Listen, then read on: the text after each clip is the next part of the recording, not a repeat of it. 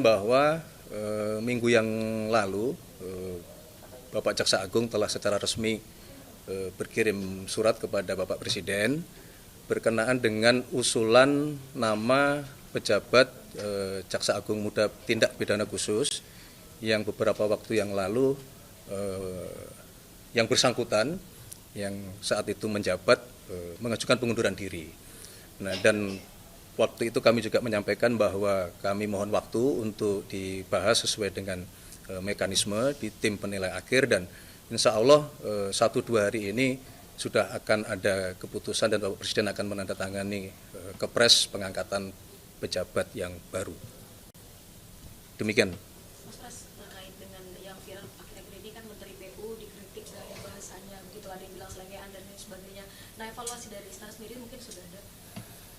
Ya, kalau berkenaan dengan evaluasi kepada seluruh kementerian maupun kepada pejabat menterinya, memang rutin terus menerus kita lakukan evaluasi dalam artian saling berkoordinasi, dalam artian saling memberikan masukan, karena ada beberapa hal yang memang tergantung konteksnya ya. Kalau evaluasi dari sisi kinerja itu ada sendiri, bagaimana cara kita kemudian mengevaluasi. Tapi kalau pertanyaannya tadi adalah mengevaluasi dari sisi bagaimana cara berkomunikasi, apalagi yang berkenaan dengan karakter masing-masing, itu juga tentunya parameter atau indikator dan cara mengevaluasinya berbeda. Jadi kalaupun ada yang berkenaan dengan masalah menteri, salah seorang menteri yang kemudian dianggap cara menyampaikan sesuatu ke publik itu dianggap kurang pas, nah itu menjadi catatan untuk nanti kami komunikasi dan kita berharap akan diperbaiki gitu. Demikian. Mas, soal Kepres yang Jampitsus itu, kabarnya sekalian sama 3 pejabat lainnya selain Jampitsus, ada Wakil Jaksa Agung dan juga 2 lagi ini berapa? Ya, sebagaimana kami sampaikan memang ada beberapa nama yang diusulkan, tetapi kami mohon besok saja setelah Kepres ditandatangani, karena biarlah menjadi keputusan terlebih dahulu untuk nanti kami sampaikan kepada teman-teman media dan kepada masyarakat.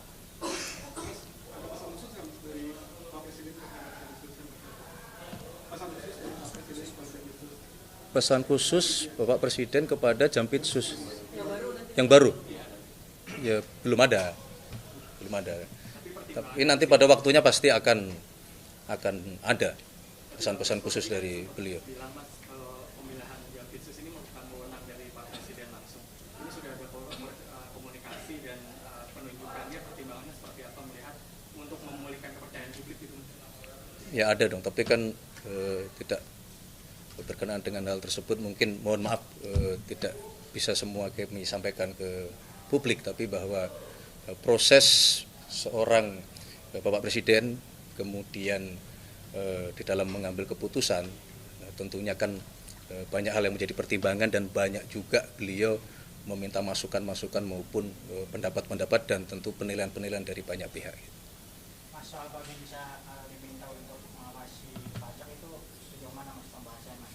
Kemudian sama wacana Presiden mau meresmikan pabrik motor listrik itu kapan Mas rencananya, Mas? Kalau mengenai Babinsa saya kira belum ya. Kemarin juga Dirjen Pajak juga sudah memberikan penjelasan. Kalau berkenaan dengan motor listrik nasional ya. Nah, berkenaan dengan motor listrik nasional nanti pada waktunya akan kami sampaikan dalam waktu dekat. Mungkin akan ada semacam launching ya, motor listrik nasional hasil karya anak bangsa yang sekali lagi ini membuktikan bahwa sesungguhnya kalau kita memiliki kehendak, kalau kita memiliki keinginan, ya bangsa Indonesia akan mampu mencapainya. Bahwa mungkin masih ada sedikit kekurangan, ya mari itu bersama-sama kita perbaiki.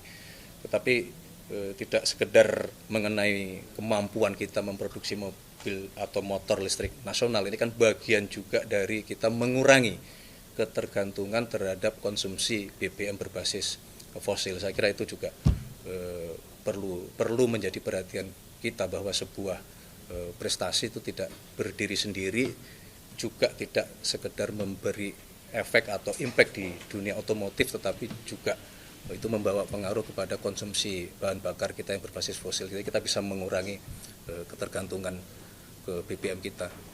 Mas, Demikian. kan Presiden katanya terus mengevaluasi anggota kabinet, termasuk kemarin juga dalam sidang kabinet yang semester pertama di tahun ini. Nah, reshuffle itu akan mengikuti kapan sih, Mas? Reshuffle lagi, belum ada reshuffle. Langkah reshuffle Belum. kan itu mengikuti Belum. dari Sebagaimana yang sering kami sampaikan bahwa proses evaluasi atau pengawasan itu tidak selalu kemudian berujung dengan adanya reshuffle ya. Jadi monitoring, pengawasan, evaluasi itu dalam konteks tadi yang sudah kami jelaskan bahwa konteksnya adalah untuk memastikan program-program di setiap kementerian masing-masing dijalankan dengan benar, dijalankan dengan cepat, dijalankan dengan tata kelola yang baik, dijalankan dalam semangat untuk menyelesaikan masalah-masalah yang dihadapi oleh masyarakat. Jadi itu tidak selalu makna dari evaluasi itu adalah selalu berujung terjadinya pergantian atau reshuffle. Oke, terima kasih ya, cukup ya. Terima kasih. Ini katanya kan Menteri UMKM akan mengubah ojol statusnya sebagai UMKM. Tapi sejauh ini itu apakah benar dan sudah sejauh mana progresnya kalau memang Perpres itu akan ditekan dan kapan mungkin, Mas? Belum. Jadi apa yang disampaikan oleh Menteri UMKM adalah salah satu wacana yang memang sedang kita bicarakan bersama-sama dalam rangka penyempurnaan dari yang waktu itu sudah pernah kita sampaikan bahwa kita menggagas apa yang disebut dengan Perpres untuk mengatur masalah ojol. Tetapi memang kami minta waktu karena dalam perjalanannya ini banyak beberapa yang memang harus kita cari formulanya, kita harus cari titik temunya. Tetapi berkenaan dengan beberapa kebijakan kami mendapatkan feedback dan laporan bahwa contoh berkaitan dengan masalah potongan itu yang turun di 8% itu sudah berlaku dan sudah kami juga menerima laporan bahwa beberapa saudara-saudara kita yang berprofesi ojol juga sudah mendapatkan manfaat dari kebijakan itu. Jadi paralel semua sedang kita kerjakan gitu. Pertimbangan ini diubah ke UMKM itu sebenarnya dasarnya apa, Mas? Pertimbangan ojol ini diubah ke UMKM ini dasarnya apa, Mas? Ya adalah, itu kan bagian dari bagaimana kita memastikan ekosistem transportasi kita yang terwujud dalam bentuk kegiatan ekonomi yang bentuknya jasa transportasi.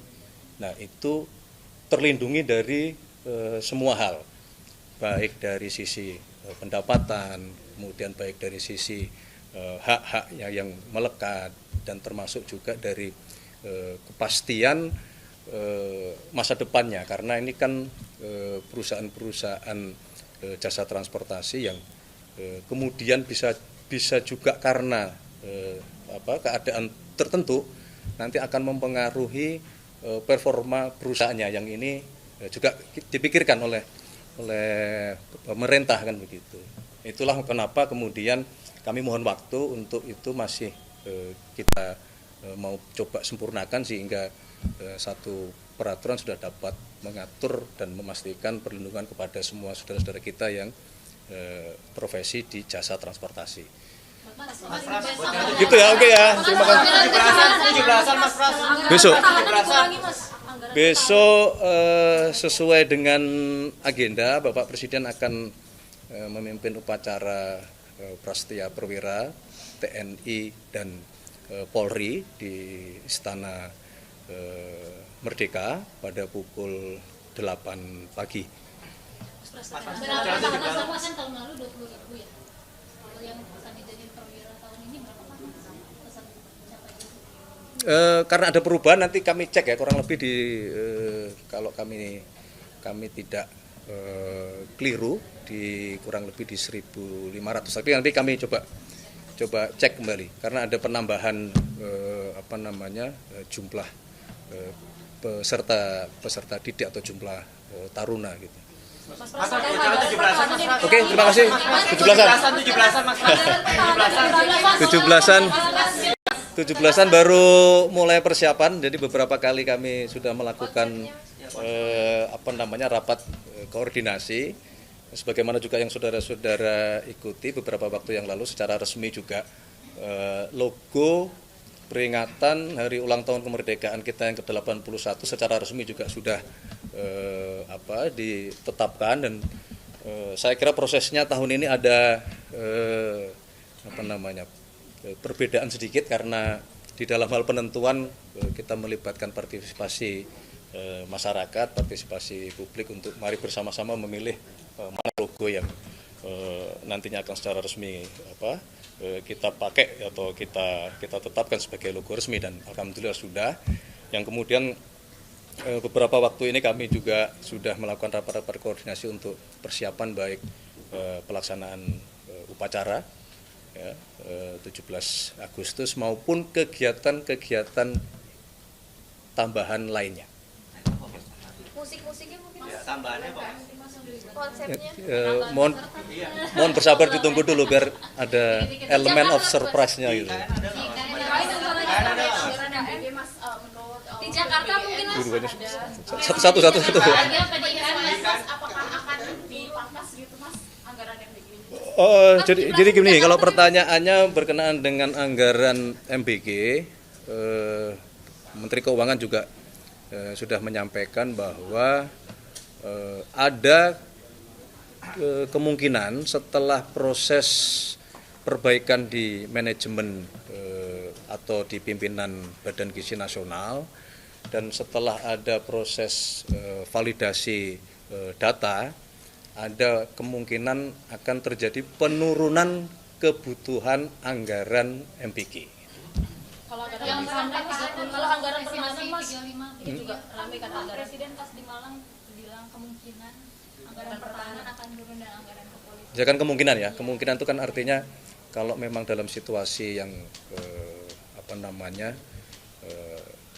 dibutuhkan ya mungkin itu akan dilakukan. Tetapi hasil evaluasi kami sampai hari ini alhamdulillah ya, fundamental ekonomi kita cukup kuat, fiskal kita juga masih sangat terjaga ya, berkaitan dengan masalah defisit anggaran dalam 1 tahun APBN berjalan juga masih sangat terjaga ya, kami terus bekerja keras di satu sisi melakukan tetap melakukan sesuai dengan petunjuk Bapak Presiden terus menerus anggaran-anggaran yang memang itu dirasa kurang produktif, kurang berdampak, untuk itu juga terus menerus kita upayakan untuk diefisienkan.